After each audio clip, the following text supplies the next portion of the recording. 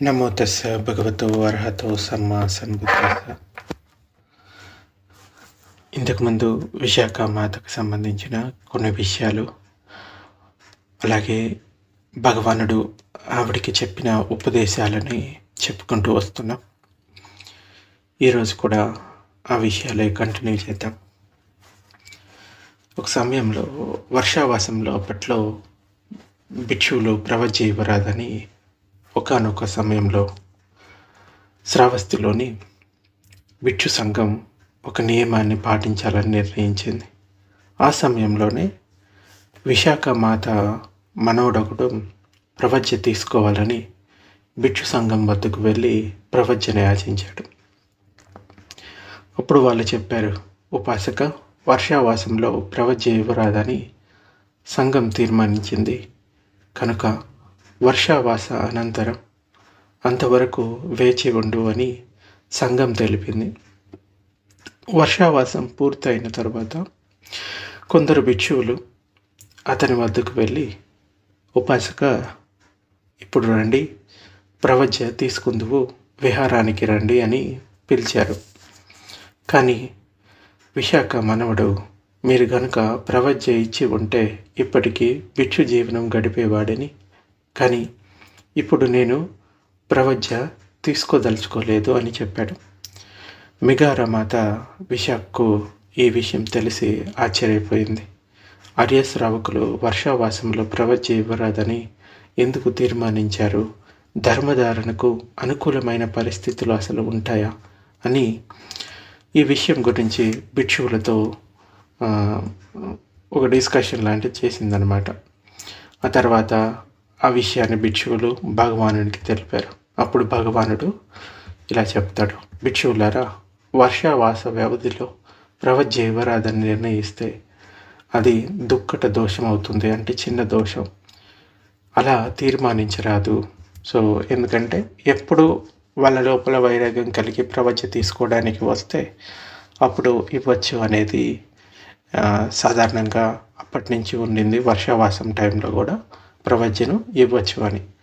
కానీ ఒక్కొక్క మోనస్ట్రీకి ఒక్కొక్క రూల్స్ ఉంటాయి. ఇప్పుడున్న పరిస్థితుల్లో నువ్వు వెళ్ళిపోయి ఇప్పుడు నాకు ప్రవజ్జ ఇవ్వండి అంటే ఎప్పుడంటే అప్పుడు ఇవ్వరు. సో వాళ్ళకి సమయం ఉంటుంది. ఆ సమయాన్ని బట్టి అక్కడ విషయాలు జరుగుతూ ఉంటాయి.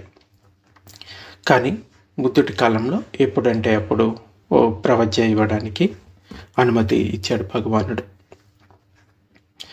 ఒకరోజు శ్రావస్తిలో ఒక ఉత్సవం జరుగుతూ ఉంది. నగర ప్రజలందరూ కొత్త కొత్త బట్టలు, ఆభరణాలు ధరించి భగవానుని దర్శనానికి వచ్చి వెళుతూ ఉన్నారు. విశాఖ కూడా వేళకు భోజనం ముగించుకొని భగవానుని కలవడానికి ఒక పెద్ద నగ, అంతకుముందు కూడా చెప్పుకున్నాం ఈ విషయాన్ని, పుబ్బరామ నిర్మాణానికి ఆ నగను అమ్మి ఆమె పుబ్బరామాన్ని నిర్మించింది అని చెప్పుకున్నాం కదా, అదే సేమ్ అనమాట. కాకపోతే ఆవిడ అంటే విశాఖ మాత వల్ల ఏర్పడ్డ నియమాలు అనమాట. అంటే ఇందాక ప్రవజ్జ తీసుకునేది ఒక నియమం, రెండవది ఇక్కడ ఏమంటారు, బంగారు, వెండి నాణాలు ఉంటాయి కదా, ధనము, వీటిని స్వీకరించకూడదు అనేది ఇక్కడ ఇంకొక నియమం అనమాట. సో ఇక్కడ ఆనందబంతే ఆమె నగలు మర్చిపోతే వాటిని తీసి పక్కన పెట్టేసి ఆ తర్వాత భిక్షువులకి ఈ నియమాన్ని పెడతాడు. ఏంటంటే, భిక్షువులారా, రత్నాలతో చేసిన వస్తువులను ఇక్కడ ఎవరైనా మర్చిపోతే అవి ఎవరివో వారు తీసుకొని వెళ్ళగలరు అని భావిస్తూ దానిని తీసి లేదా ఎవరి చేతైనా తీయించి జాగ్రత్త చేసే అనుమతిని ఇస్తున్నాను. అంటే ఇప్పుడు ఉదాహరణకి ఎవరైనా విలువైన వస్తువులు భిక్షువు కలవడానికి వచ్చినప్పుడు అక్కడ మర్చిపోయారనుకో, వాటిని తీసి పక్కన పెట్టవచ్చు. అంటే ముట్టుకుంటేనే ఏమీ నియమం పాడైనట్టు కాదు.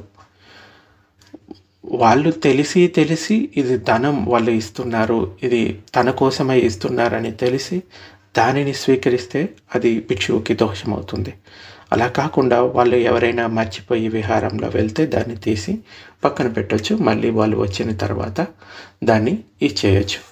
అప్పుడు భగవానుడు ఈ నియమాన్ని కూడా పెట్టడం జరిగింది.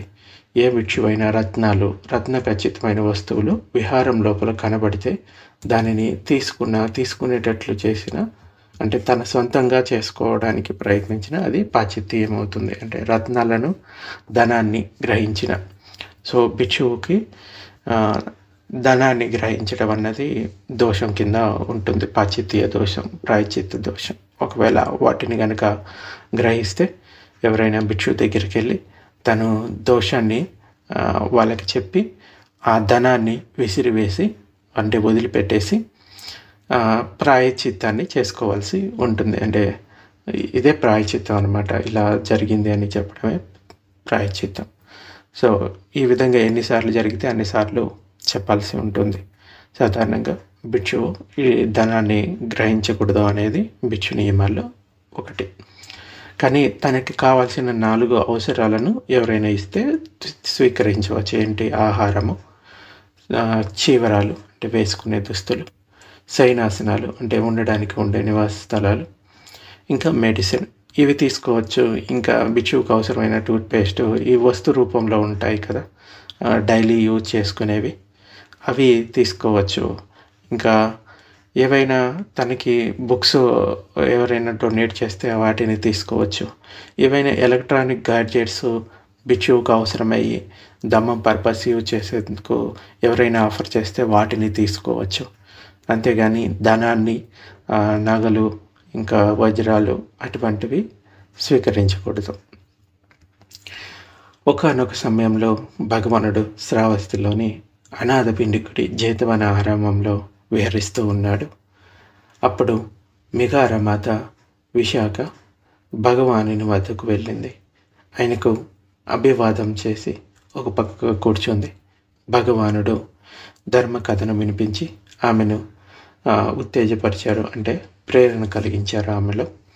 ఆమె సంప్రజ్ఞతతో కూడిన సంతోషంతో పొందింది. అంటే ఆ ధర్మ ప్రవచనాన్ని విన్న తర్వాత ఆమె మనసు ఎంతో సంతోషంతో పొంగిపోయింది. ఆమె భగవానుడితో, బంతే, భగవానుడు భిక్షు సంఘంతో పాటు రేపు మా ఇంటికి భోజనానికి రండి అని ఆహ్వానిస్తుంది. మౌనంగానే ఆయన తన అంగీకారాన్ని తెలిపాడు. ఇందాక ఈ నాణాల గురించి, బంగారం గురించి చెప్తూ ఉన్నాను కదా. అయితే ఎవరైనా ఆ భిక్షు అవసరాల కోసం ఏదైనా ఇవ్వాలి అనుకుంటే, ఆ భిక్షువుకి ఎవరైనా ఉపాసకులు ఉన్నారో అది తెలుసుకొని ఆ భిక్షు అవసరాల కోసం ఆ ఉపాసకుడి దగ్గర ఆ ధనాన్ని ఉంచవచ్చు. ఆ భిక్షువు తన అవసరం కోసం ఆ ఉపాసకుడి దగ్గర నుంచి తనకు కావాల్సిన విషయాలను చేయించుకోవచ్చు. అంటే గృహస్థ ఉపాసకుడు, లేకపోతే ఎవరైనా కప్య అంటారనమాట వాళ్ళని. సో అలా ఉంటే వారి ద్వారా ఉపయోగించుకోవచ్చు. డైరెక్ట్గా తను తీసుకోవడం కానీ, వాళ్ళకి ఇవ్వమని చెప్పడం కానీ చేయకూడదు. ఎవరైనా ఉపాసకులు ఉంటే ఆ భిక్షువుకి దానం చేయాలి అనుకుంటే ఆ కపియ ఎవరో తెలుసుకొని వాళ్ళకి దానం ఇవ్వచ్చు. లేదు అంటే కనుక వాళ్ళే ఆహ్వానించాలి. అంటే ఎవరైనా ఉపాసకులు భిక్షువు దగ్గరికి వెళ్ళి, బంతే, నేను మీకోసం దీన్ని ఇవ్వాలనుకుంటున్నాను, ఇది చేయాలనుకుంటున్నాను, దీనికి ఏం చేస్తే బాగుంటుంది అని ఆహ్వానం ఇవ్వచ్చు. అది ఒక 3 months వరకు ఆహ్వానం వ్యాలిడిటీ అనుకోండి. ఆ 3 monthsలో తనకి ఏదైనా అవసరం పడితే వాళ్ళు చెప్పిన విషయాల్లో ఆ భిక్షువు వాళ్ళతోటి చేయించుకోవచ్చు. లేదంటే కనుక మళ్ళీ 3 months తర్వాత మళ్ళీ వాళ్ళతోటి, అంటే ఆ ఉపాసకులు మళ్ళీ రిక్వెస్ట్ చేయాల్సి ఉంటుంది ఆహ్వానాన్ని. సో అలా కాకుండా ఎవరైనా ఉపాసకుడు వచ్చి, అంతే, మీ జీవిత కాలంలో ఎప్పుడైనా ఏదైనా అవసరం పడితే మాకు చెప్పండి అని ఆహ్వానించినప్పుడు వాళ్ళు చేసే విధంగా ఉంటే అప్పుడు తనకు కావాల్సిన విషయాన్ని వారితోటి చేయించుకోవచ్చు భిక్షువు. సో ఇవన్నీ కూడా చిన్న చిన్న నియమాలు ఉంటాయి. సో అందుచేత ఎవరైనా భిక్షువు దగ్గరికి వెళ్ళి ఆహ్వానం ఇవ్వాల్సి ఉంటుంది. ఆ తర్వాతే అతడు తనకు కావాల్సిన విషయాలను చెప్పడం జరుగుతుంది. మనం చూస్తే పుబ్బారామ నిర్మాణానికి కూడా విశాఖమాత ఆ నగను మర్చిపోయినప్పుడు భగవానుడి సన్నిధికి వెళ్ళి, బంతే ఈ నగను ఈ విహారానికి దానం చేయాలనుకుంటున్నాను భిక్షు సంఘానికి అంటే, అప్పుడు ఇది చెప్తాడు, బంగారం వెండి వీటిని భిక్షువులు స్వీకరించరు అంటే, బంతే దీన్ని అమ్మి ఈ ధనంతో నేను ఏం చేస్తే బాగుంటుంది అని విశాఖమాత భగవానుడిని అడుగుతుంది. అప్పుడు భగవానుడు, ఒక విహారాన్ని నిర్మించు, అది నీకు మహాపుణ్యాన్ని తీసుకొస్తుంది అంటే, అప్పుడు ఆవిడ ఆ నగగా అమ్మిన తర్వాత వచ్చిన డబ్బు దాంతోపాటు ఇంకొంత డబ్బు వేసుకొని విహారాన్ని నిర్మింపజేస్తుంది. సో ఇలాగా ఎవరైనా ఏదైనా చేయాలనుకుంటే ఆ భిక్షువుని ఆహ్వానించవలసి ఉంటుంది, లేకపోతే భిక్షు సంఘం దగ్గరికి వెళ్ళి వాళ్ళు ఇలా చెప్పవలసి ఉంటుంది, ఆహ్వానాన్ని చెప్పవలసి ఉంటుంది. అప్పుడే వాళ్ళు వాటిని స్వీకరిస్తారు. ఆ మరునాడు అంటే ఇప్పుడు విశాఖమాత భగవానుడిని భిక్షు సంఘాన్ని భోజనానికి ఆహ్వానించింది. ఆ తర్వాత రోజు మహామేఘాలు కమ్మి 4 ద్వీపాలు ముంచెత్తే వాన కురియసాగింది. భగవానుడు భిక్షు సంఘంతో ఇలా చెప్తాడు, భిక్షువులారా, జైతవనంలో ఏ విధంగా మహావర్షం పడుతుందో అదే విధంగా 4 ద్వీపాల్లో కూడా పడుతూ ఉంది. ఇంత వాన పడటం ఈనాటితో సరి, కనుక ఈ వానలో మీ శరీరాలు బాగా తడిసేటట్లు స్నానం చేయండి అని చెప్పాడు. భగవానుడు అనుమతితోటి భిక్షువులందరూ నగ్నంగా వానలో స్నానం చేయసాగారు. అంటే ఆరామాల్లో ఎవరు లేడీస్ అంటూ ఉండరు కదా. అప్పట్లో కొంతమంది భిక్షువులు కేవలం 3 చీవరాలు మాత్రమే ఉపయోగించుకునేవాళ్ళు. అటువంటప్పుడు వర్షాకాలంలో ఒక చీవర అంటే లోపల అంతర్వాసికని కట్టుకొని కనుక వాళ్ళు స్నానం చేస్తే అది తడిచిపోయి ఉంటుంది. అప్పుడు భిక్షాటనకి వెళ్ళటానికి, బయటికి వెళ్ళడానికి తడిచిన చీవరాలతోటి వెళ్ళలేరు కదా.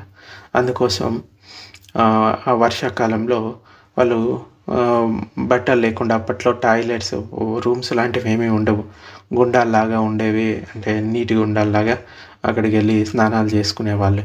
సో ఇలా నగ్నంగా స్నానం చేయసాగారు. మేఘారమాత విశాఖ ఉత్తమమైన తినుబండారాలను వండి భగవానుడిని ఆహ్వానించడానికి ఒక దాసిని పంపిందంటే ఆహారం సిద్ధంగా ఉంది అని చెప్పడానికి.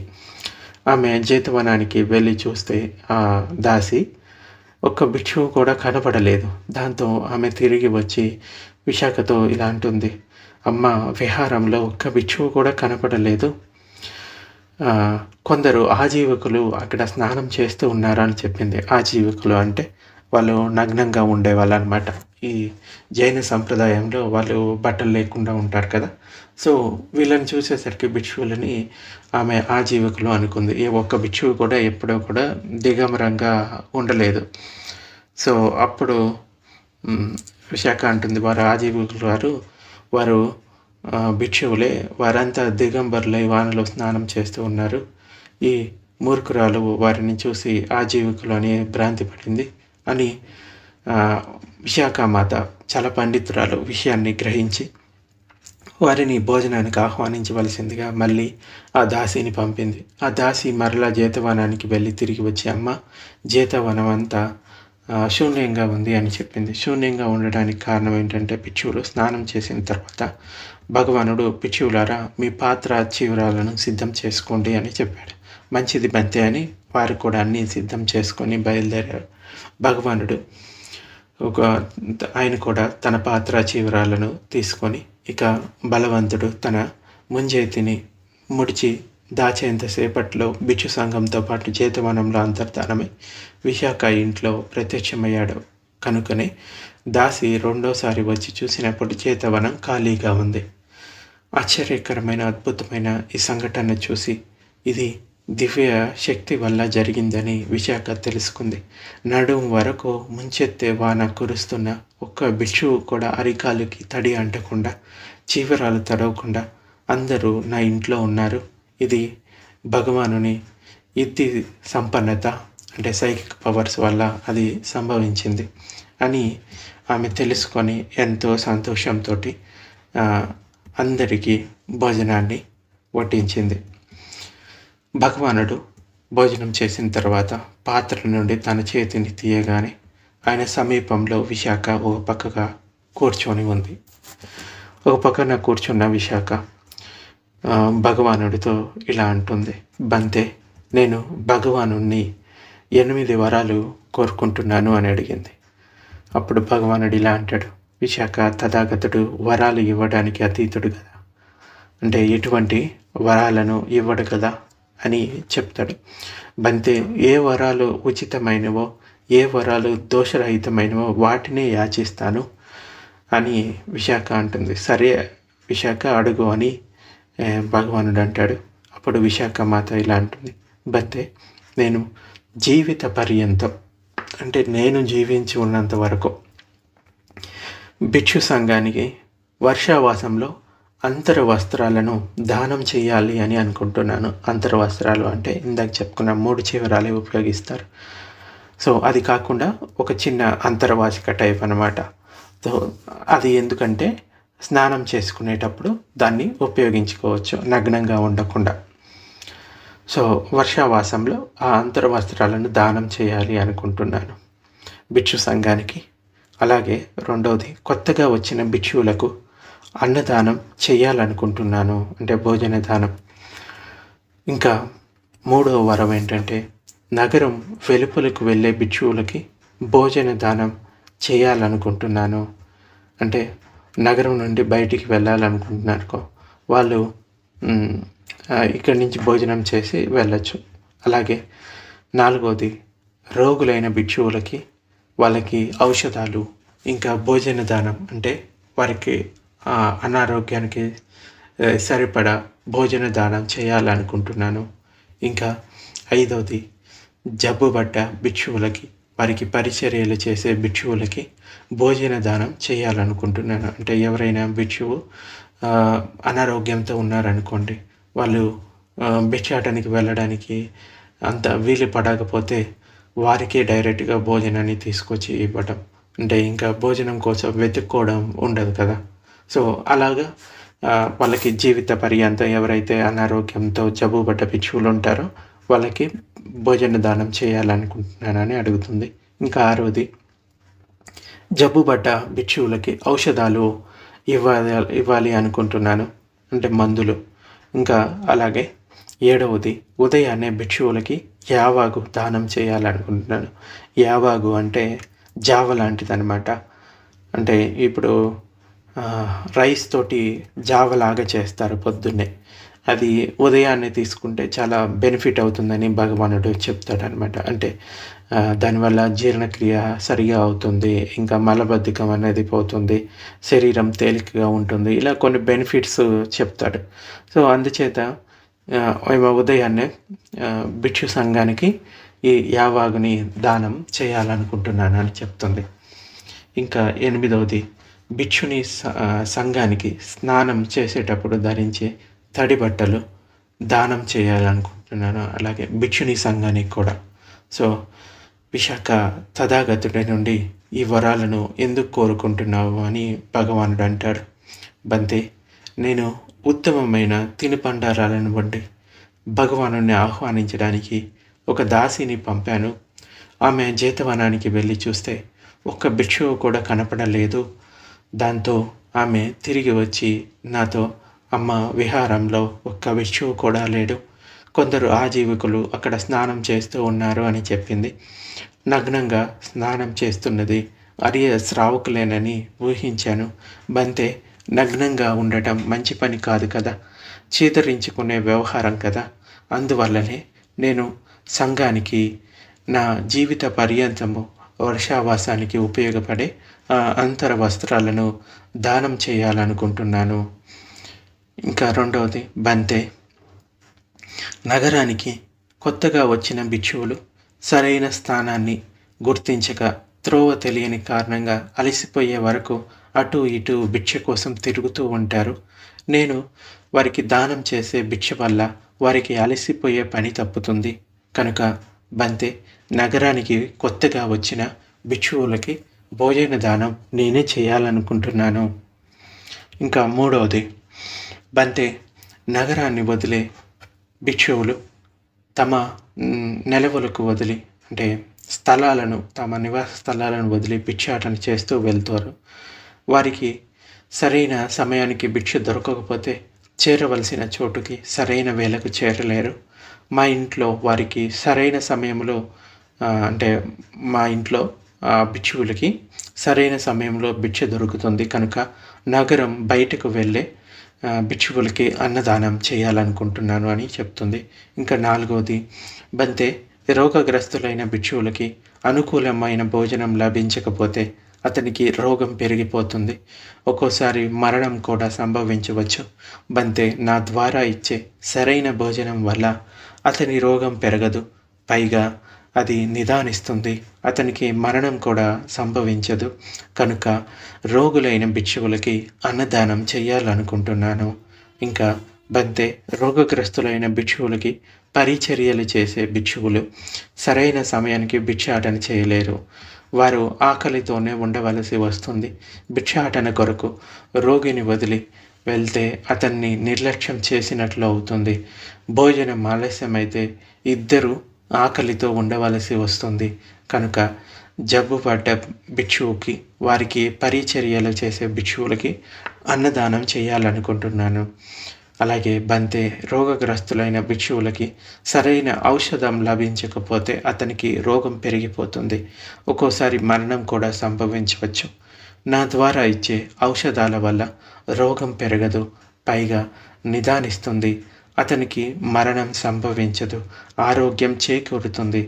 కనుక జబ్బుపడ్డ భిక్షువులకు ఔషధాలు ఇవ్వాలనుకుంటున్నాను. ఇంకా బంతే భగవానుడు అందక విందలో 10 గుణాలను తెలుసుకొని ఈ యావాగు త్రాగడానికి అంటే తినడానికి లేకుంటే తాగడానికి అనుమతి ఇచ్చారు. ఆ గుణాలను చూసి ఉదయాన్నే భిక్షువులకు ఈ జావా దానం చేయాలనుకుంటున్నాను. బంతే ఒకసారి భిక్షునీలు అచిరావతి నదిలో వేశ్యలతో పాటు ఒకే తీరంలో నగ్నంగా స్నానం చేశారు. అప్పుడు ఆ వేశ్యలు నీటిపై దరువు వేస్తూ ఎగతాళిగా భిక్షునీలను, నవ యవనంలో ఉన్న మీరు బ్రహ్మచర్యం పాటించడం వల్ల ఏమి లాభం? ముందు ఇహలోక సుఖాలను అనుభవించి వృద్ధాప్యంలో బ్రహ్మచర్యం పాటించడం వలన 2 ప్రయోజనాలు సిద్ధిస్తాయి. ఆ వేశ్యలు ఈ విధంగా ఎగతాళి ఎద్దేవి చేసిన భిక్షునీలు నోరు విప్పలేదు.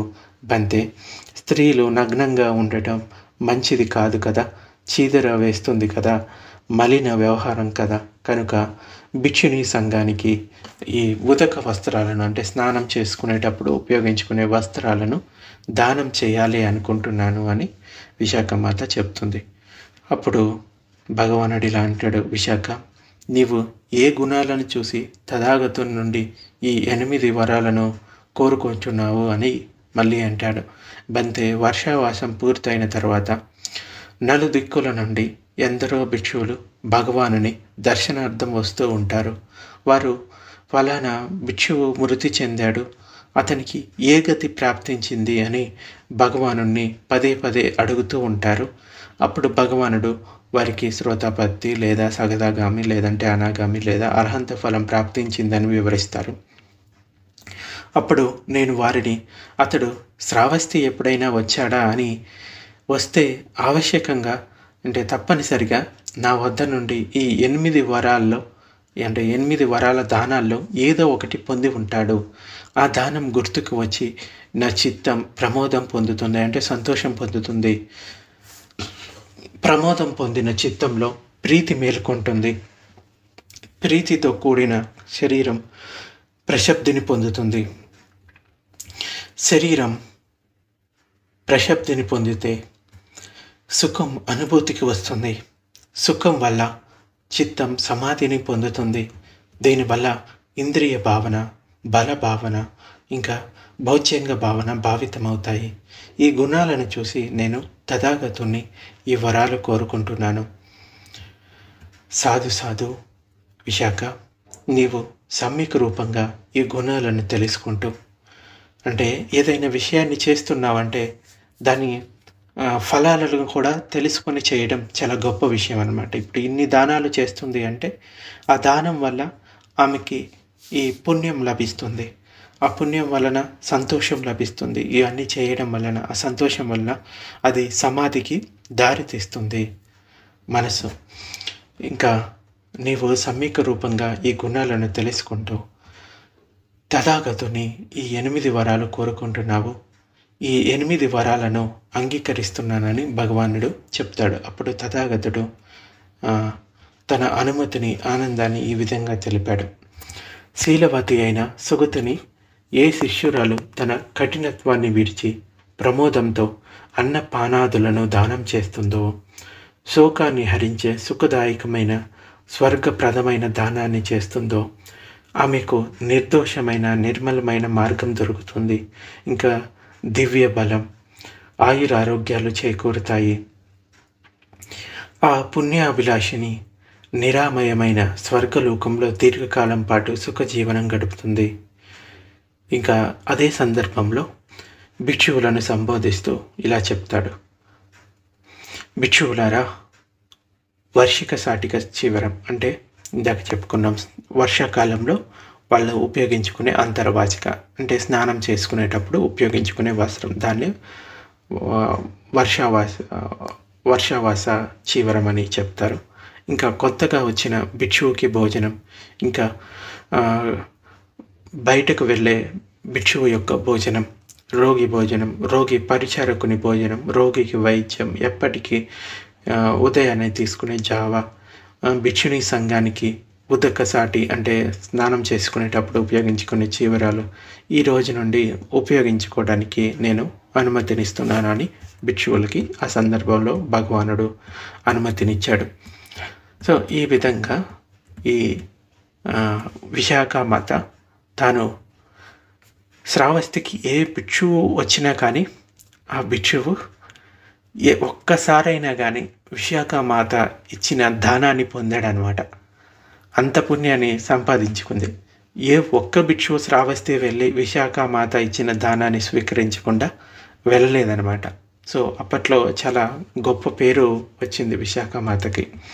ఇంకా మిగార మాత విశాఖ అప్పుడప్పుడు భగవానుని దర్శనానికి వెళ్తూ ఉండేది.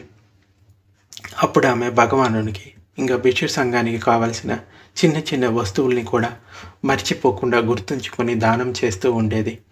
వేరు వేరు సందర్భాల్లో భగవానునికి ముఖం తుడుచుకోవడానికి చిన్న చిన్న కండువాలు, ఇంకా స్నానం చేసినప్పుడు తుడుచుకోవడానికి కండువాలు, చీపుర్లు అంటే ఆ స్థలాలను ఊడ్చడానికి ఉపయోగించుకునే చీపుర్లు, తాటాకు, విసిరికర్రలు, ఇంకా గొడుగులు అంటే భిక్షువులు ఉపయోగించుకునే వస్తువులు ఏవైతే ఉన్నాయో అవన్నీ కూడా గుర్తుంచుకొని దానం చేసేది. భగవానుడు వాటిని స్వీకరించి అవసరాన్ని బట్టి భిక్షువులకు ఉపయోగించుకోవడానికి అనుమతించేవాడు. ఇంకా ఒకసారి కొందరు భిక్షువులు భిక్షాటన చేస్తూ మిగారా మాత విశాఖ ఇంటికి వెళ్ళారు. ముందుగా వచ్చిన భిక్షువును పంతే రేవత తేరుని నివాస స్థానం అందంగా ఉందా అని విశాఖ అడిగింది. అంటే ఆ భిక్షువుని ఇంకొక భిక్షువు గురించి అడిగింది. అందంగా ఉంది మాత, ఆయన శయనాసనంపై లతలు చెక్కబడి ఉన్నాయి, ఆయన నివాసం నందనవనం వలె ఉండి. అప్పుడు ఆమె అందరికన్నా చివరిగా వచ్చిన భిక్షువుని కూడా అరియ రేవత తేరుడు అంటే రేవత భిక్షువు నివాస స్థానం అందంగా ఉందా అని అడిగింది. మాతా ఉపాసిక, ఆ విషయం అడగవద్దు, చెప్పుకోవడానికి కూడా వీలు లేనంత దుర్భరంగా ఉంది. ఆ కదిరావనం మరుభూమి, ఎడారి, అదొక గట్టి నేల, కంకర్రాలతో ఎగుడు దిగుడుగా ఉంది. అక్కడే ఆ భిక్షువు విహరిస్తూ ఉన్నాడు అని లాస్ట్లో వచ్చిన భిక్షువు చెప్తాడు. ముందుగా వచ్చిన భిక్షువు చెప్పిన మాటలకు తర్వాత వచ్చిన భిక్షువు చెప్పిన మాటలకు పొంతన లేదు. సత్యాన్ని తెలుసుకోవాలని భావించి విశాఖ భోజన అనంతరం అగరబత్తులు, పూలమాలలు వాటిని తీసుకొని భగవానుడు వద్దకు వెళ్ళి ఆయనకు నమస్కరించి ఒక పక్కన కూర్చొని బంతే రేవత భిక్షువు యొక్క నివాస స్థానం గురించి కొందరు భిక్షువులు ప్రశంసించారు, మరికొందరు నీరసించారు. అలా ఎందుకు జరిగింది అని భగవానుని అడిగింది. విశాఖ, స్థలం రమణీయంగా ఉన్నా లేకున్నా ఎక్కడైతే అరియుల చిత్తం రమిస్తూ ఉంటుందో, అరియులు అంటే అర్హంతులు విహరిస్తూ ఉంటారో ఆ స్థలం ఆ స్థానం రమణీయమైందని చెప్పబడుతుంది అని భగవానుడు ఈ గాథను చెప్తాడు.